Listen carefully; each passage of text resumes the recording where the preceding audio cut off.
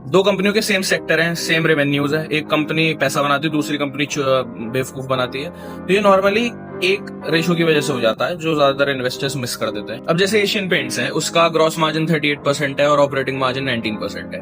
उसी same sector में कोई दूसरी रीजनल कंपनी है, उसका कॉम्पिटिटर, जिसका ग्रॉस मार्जिन शायद 40% है, बट उसका ऑपरेटिंग मार्जिन जो है वो 4% है, 5% है। अब सेक्टर सेम है, सब कुछ सेम है, पर दोनों बिल्कुल अलग तरीके के बिजनेसेस हैं। ग्रॉस मार्जिन आपको इफेक्टिवली ये बताता है कि कंपनी के पास कितनी प्राइसिंग पावर है, और आपका जो ऑपरेटिंग मार्जिन और ग्रॉस मार्जिन का गैप है वो आपको ये बताता है कितनी कंपनी कितनी इफेक्टिवली बिजनेस को रन कर रही है, कितनी इफेक्टिवली चला रही है। अब ऐसा नहीं है कि इसमें गैप हो नहीं सकता, गैप जरूर हो सकता है, बट अगर ये गैप धीरे धीरे धीरे कम हो रहा है तो इसका मतलब जो मैनेजमेंट है वो बहुत ज्यादा शार्प हो रही है, मैनेजमेंट बहुत ज्यादा समझदार हो रही है। यही एक अच्छे मैनेजमेंट की निशानी है। स्क्रीन के इधर से बैठ के अगर आपको चेक करना है तो यही गैप अगर बहुत ज्यादा बढ़ रहा होता है तो समझ जाओ कि कॉस्ट कटिंग चल रही है, जिसके चक्कर में ये रेवेन्यूज और प्रॉफिट्स इंप्रूव हो रहे हैं, बट बिजनेस अच्छा नहीं है।